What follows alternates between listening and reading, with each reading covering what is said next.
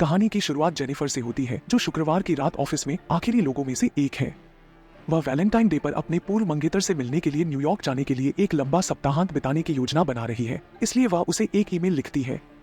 वह अपनी उड़ान के लिए देर नहीं करना चाहती, इसलिए कुछ कैंडी लेकर ऑफिस से निकल जाती है। उसी समय एक लड़का भी काम से निकलने की तैयारी कर रहा होता है। वे दोनों एक ही समय पर लिफ्ट का इंतजार करते हुए मिलते हैं। जेनिफर 49वीं मंजिल पर लिफ्ट में चढ़ती है और लड़का 42वीं मंजिल पर उसके साथ शामिल होता है। लड़का जेनिफर से बातचीत और मजाक करने लगता है, लेकिन वह बात करने में ज्यादा रुचि नहीं दिखाती। अचानक लिफ्ट रुक जाती है और लड़का इसे चाबियों का उपयोग करके और अलार्म बटन दबाकर ठीक करने की कोशिश करता है, लेकिन कुछ भी काम नहीं करता। लिफ्ट में बिजली होने के बावजूद वे इसे हिला नहीं पाते हैं। लड़का दरवाजा खोलने की कोशिश करता है, लेकिन यह अटका हुआ है।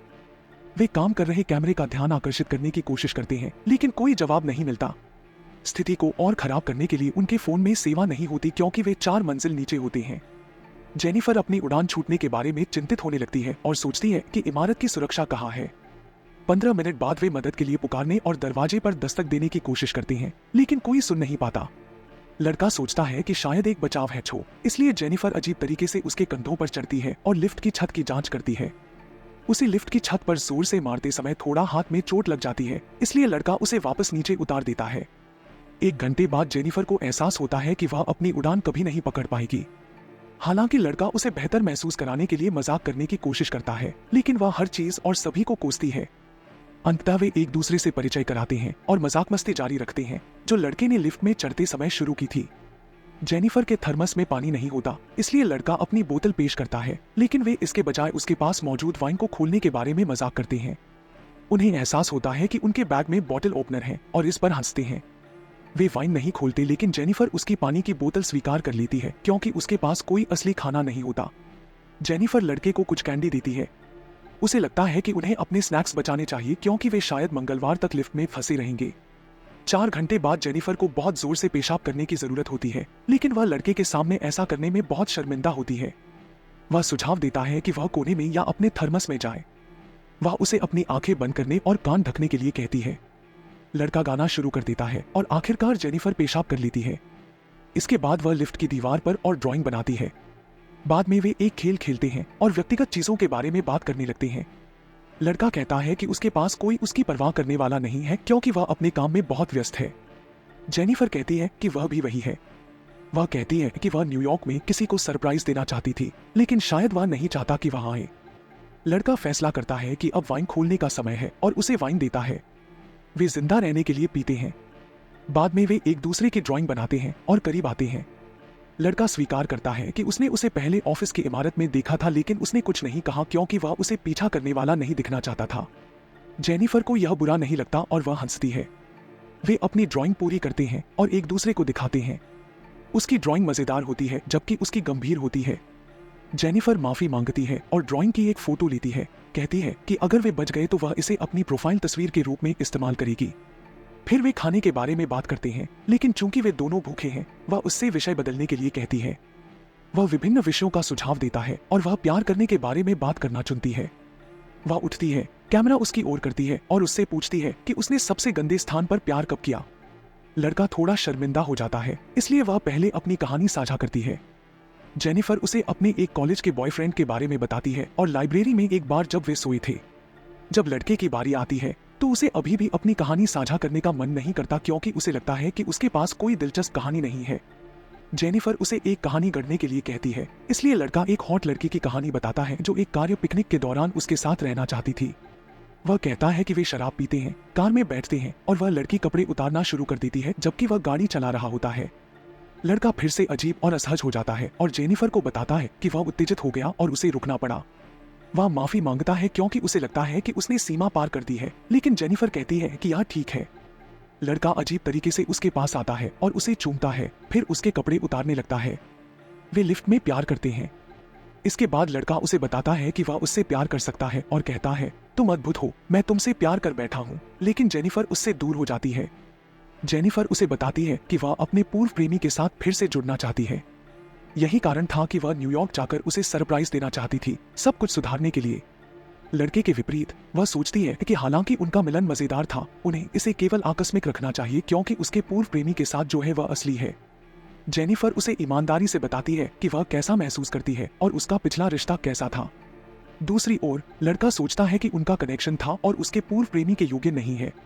वह नाराज हो जाती है क्योंकि वह अभी भी स्पष्ट रूप से उससे प्यार करती है और लड़के से कहती है कि जब वे लिफ्ट से बाहर निकलेंगे तो वे अलग अलग रास्ते पर चले जाएंगे। लड़का जोर देता रहता है कि उनका एक साथ होना तय था और वह रोने लगता है क्योंकि वह खुद को अलग थलग महसूस करता है, भले ही वे दोनों एक बॉक्स में बंद हों। अचानक उसमें कुछ बदल जाता है और जेनिफर इसे महसूस कर सकती है। लड़का उसे अपने बारे में सच्चाई बताना शुरू करता है। उसने उसे अपने काम और नाम के बारे में झूठ बोला था। वह बताता है कि उसने सिर्फ उसे नोटिस ही नहीं किया बल्कि वास्तव में हर दिन काम पर उसे देखा। वह अपना फोन निकालता है और जेनिफर को उस पर उसकी सुरक्षा तस्वीरें दिखाता है जिसमें वह समय और तारीखें बताता है। लड़के के पास उस रात लिफ्ट में जेनिफर के चढ़ने का वीडियो भी है। जेनिफर डर जाती है। वह बताता है कि वह वास्तव में इमारत का सुरक्षा गार्ड है और गुस्सा हो जाता है जब वह समझाता है कि कोई भी उसकी तरह के लोगों को नोटिस नहीं करता। जेनिफर ने उसे पहचान भी नहीं पाई जबकि वह रिसेप्शन डेस्क पर काम करता है। उसे लगता है कि वह उसके पूर्व प्रेमी से ज्यादा उसे जानता है और बताता है कि उसने उस रात जो कुछ हुआ उसकी योजना बनाई थी। वह आदमी एक चाबी निकालता है और लिफ्ट को अनब्लॉक कर देता है। जेनिफर विश्वास नहीं कर सकती कि उसने उसके साथ क्या किया और कहती है कि वह पुलिस को बुलाएगी और वह जेल में सड़ेगा। यह सुनकर उसे अच्छा नहीं लगता, इसलिए वह जेनिफर को पकड़ लेता है और वे संघर्ष करने लगते हैं। लड़ते हुए जेनिफर लिफ्ट की चाबी तोड़ देती है। वे लड़ाई जारी रखते हैं और जेनिफर उसे अपने जूते से बेहोश कर देती है। जेनिफर डरती है कि उसने उसे मार दिया है, इसलिए वह उसे चेक करने के लिए पास जाती है। तभी वह अचानक उठता है और उसे नीचे गिरा देता है। वे दोनों लिफ्ट में बेहोश हो जाते हैं। कुछ समय बाद जेनिफर जागती है और देखती है कि आदमी पहले से ही होश में है। वह उससे पूछती है कि उसने ऐसा क्यों किया। उसका तर्क है कि वह उसे हर चीज से दूर ले जाना चाहता था ताकि वे मानव स्तर पर जुड़ सकें। वह कहता है कि उन्होंने सिर्फ एक डेट नहीं बिताई बल्कि लिफ्ट में फंसे हुए पूरे सप्ताहांत में एक रिश्ता निभाया। जेनिफर सोचती है कि वह इससे बच नहीं पाएगा क्योंकि कोई ना कोई उन्हें बाहर निकालने जरूर आएगा। दुर्भाग्य से वह पता लगाती है कि लड़के ने उस सप्ताहांत के लिए सारी शिफ्ट्स ले ली हैं और 2 अन्य गार्ड विस्तारित सप्ताहांत खत्म होने तक मंगलवार तक नहीं आएंगे। जेनिफर पूछती है कि वह क्या करेगा और वह कहता है कि वह जेल वापस जाने के बजाय उसे मार डालेगा। वह कहता है कि उसने उसे कभी कुछ करने के लिए मजबूर नहीं किया, लेकिन जेनिफर कहती है कि उसने उसे अगवा किया। इससे वह क्रोध में आ जाता है। जब वह शांत होता है तो वह जेनिफर द्वारा अपने पूर्व मंगेतर के लिए खरीदे गए उपहार को खोलता है। उसे बैग में एक शर्ट और एक डिब्बा मिलता है। लड़का शर्ट पहनता है और जेनिफर से कहता है कि वह बाकी का उपहार खोले। जेनिफर डिब्बा खोलती है और उसमें सिगार और संबंधित उपकरण जैसे सिगार कैंची और लाइटर पाती है। वह सिगार जलाता है और जेनिफर को और अधिक ताना मारता है, यहाँ तक कि कहता है कि वह इन अच्छे उपहारों के साथ अपने पूर्व प्रेमी को वापस पा सकती थी। विडंबना के साथ वह उसे हैप्पी वैलेंटाइन डे की शुभकामनाएं देता है। कुछ समय बाद लड़का जेनिफर से माफी मांगता है कि उसने उसे डराया और उससे सुलह करने के लिए कहता है। वह एक और मौका मांगता है और कहता है कि उसे तुरंत जवाब देने की जरूरत नहीं है, लेकिन इसे सोचने के लिए कहता है। लड़का लिफ्ट में चल रहे ट्रैवल विज्ञापन पर टिप्पणी करता है, कहता है कि वीडियो में लोग एक साथ खुश दिख रहे हैं। वह जेनिफर से कहता है कि वह एक दिन उसे उस विज्ञापन वाले रिसोर्ट में ले जाएगा। उसे लिफ्ट में काम नहीं कर रही नियॉन लाइट परेशान करती है, इसलिए वह जेनिफर के थर्मस से इसे तोड़ देता है। लड़का महसूस करता है कि छत के पैनल के नीचे के बल्ब कभी कभी बदले जाते होंगे। उसे लगता है कि वह उस पैनल को खोल सकता है और लिफ्ट से बाहर निकल सकता है। वह थर्मस से इसे तोड़ता है और जेनिफर उसके बगल में खड़ी हो जाती है। वह जेनिफर से उसे ऊपर चढ़ाने में मदद करने के लिए कहता है, वादा करता है कि वह उसके लिए वापस आएगा। हालांकि जेनिफर सोचती है कि उसे चढ़ाने में मदद करना आसान होगा क्योंकि उसमें इतनी ताकत नहीं है। लड़का संदेह करता है कि वह उसके लिए वापस आएगी और पुलिस को बुलाएगी।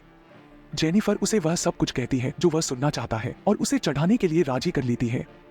हमने जो कुछ भी झेला है उसके बाद मैं नहीं चाहती कि तुम जेल जाओ, वह कहती है। जेनिफर उसके कंधों पर चढ़कर लिफ्ट से बाहर निकलती है।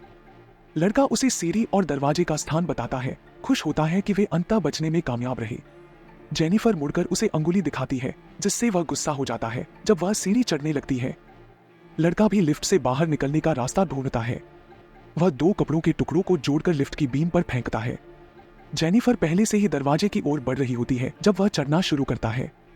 वह उससे कहता है कि वह भागे क्योंकि अब वह मरने वाली है। जेनिफर दरवाजे के पास पहुंच जाती है जब वह भी उसी स्तर पर पहुंच जाता है और उसका पीछा करता है। वह दरवाजा खोलती है और मदद के लिए चिल्लाती है, तभी वह अचानक उसे पकड़ लेता है और दोनों को फिर से लिफ्ट में धकेल देता है। वे दोनों बेहोश हो जाते हैं।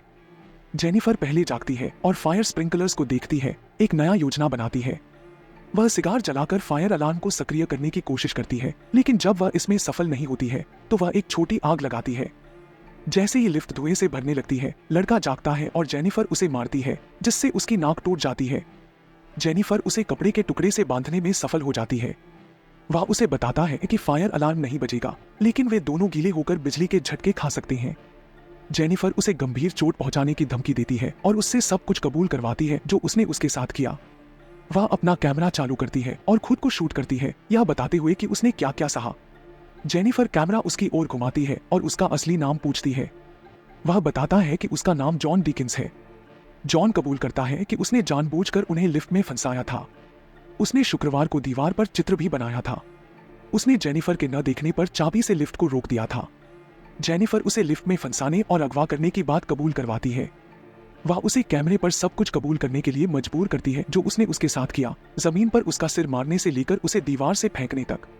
जेनिफर पूछती है क्यों और जॉन कहता है कि वह सिर्फ उसके साथ डेट करना चाहता था। अगर उसने सामान्य तरीके से उससे बाहर चलने को कहा होता तो उसने उसे ठुकरा दिया होता। जॉन उसे बताता है कि वह सुरक्षा गार्ड बनने से पहले कौन था। वह एक बड़ी फर्म के लिए काम करने वाला अकाउंटेंट था और बहुत सफल था। जॉन उसे बताता है कि कार में लड़की की कहानी सच थी, लेकिन इसका अंत अलग तरीके से हुआ था। वह एक निकास चूक गया और सीधे एक खड्ड में चला गया। कार 7 बार पलटी और एक पेड़ से रुक गई। लड़की की मौके पर ही मौत हो गई थी। जॉन को केवल 6 महीने की जेल हुई क्योंकि उसके पास खुद को बचाने के संसाधन थे। जब वह बाहर आया तो उसे केवल एक सुरक्षा गार्ड की नौकरी मिल सकी। कुछ महीनों बाद वह फिर से थोड़ी देर के लिए खुद को महसूस करना चाहता था। जेनिफर अभी भी नहीं समझ पाती कि उसने उसे क्यों चुना। वह कहता है कि यह इसलिए क्योंकि वह महान है। सोमवार आता है और वे अभी भी फंसे हुए हैं। दूसरे सुरक्षा गार्ड एडी अपनी नई गर्लफ्रेंड को इमारत की छत दिखाने के लिए लाते हैं। जब वे अंदर आते हैं तो वह जॉन को खोजता है। उसे नहीं पाता तो वह सुरक्षा मॉनिटर चेक करता है। एडी जॉन और जेनिफर को लिफ्ट में फंसे हुए देखता है और उन्हें दोनों को जगा देता है। जेनिफर उससे उन्हें बाहर निकालने की भीख मांगती है। वह कहता है कि वह नीचे आकर उन्हें बाहर निकालेगा, जबकि उसकी गर्लफ्रेंड सोफे पर सो जाती है। एडी लिफ्ट के पास आता है और एक क्रोबार से दरवाजे खोलता है। जेनिफर बाहर निकलना चाहती है, लेकिन वह कहता है कि उसे पहले दरवाजे को पूरी तरह से खोलना होगा और वह दूर चला जाता है। अचानक जॉन उसे बेहोश कर देता है। वह एडी को बताता है कि वह वहीं है और उसे अपनी चाबियां देता है। जॉन कहता है कि यह काम नहीं कर रहा है और एडी कहता है कि वह अंदर आकर उनकी मदद करेगा। एडी लिफ्ट में फंस जाता है और देखता है कि अंदर कुछ हुआ है। जॉन लिफ्ट को चालू करता है और उसे आधे में काट देता है। फिर वह जेनिफर को फिर से बेहोश कर देता है और उसे अपनी कार में ले जाकर ट्रंक में डाल देता है। जॉन वापस इमारत में जाता है और एडी के शरीर और उसके कपड़ों का निपटान करता है। वह खुद को साफ करता है और अपनी वर्दी पहनता है, एक सिगार अपनी जेब में डालता है। जब जॉन रिसेप्शन डेस्क पर पहुंचता है तो वह सुरक्षा कैमरों से सभी वीडियो हटा देता है। एडी की गर्लफ्रेंड जाग जाती है और जॉन उसे भी मार डालता है और उसे भी शाफ्ट में फेंक देता है। जॉन अपनी कार के पास आता है और जेनिफर को एक एकांत स्थान पर ले जाता है ताकि उसका निपटान कर सके। वह डंपस्टर में गैसोलीन डालता है और ट्रंक खोलने से पहले तैयारी करता है। जॉन जेनिफर से कहता है कि वह अभी भी उसे पसंद करता है और यह दुर्भाग्यपूर्ण है कि वे एक साथ नहीं हो सके। जेनिफर मृत होने का नाटक करती है और जब जॉन डंपस्टर के पास जाता है तो वह उसे सिर पर मारती है, कार में बैठती है और चलाने लगती है। एक बिंदु पर वह ट्रे में लाइट ढूंढने पर रुकती है। जेनिफर कार को पीछे करती है और एक डरे हुए जॉन को टक्कर मार देती है। वह बाहर आती है और देखती है कि वह डंपस्टर में है। जेनिफर सिगार को फिर से जलाती है और चल देती है, फिर जलती हुई बड़ को डंपस्टर में फेंक देती है, जिससे जॉन जलकर मर जाता है और इस तरह फिल्म एंड हो जाती है।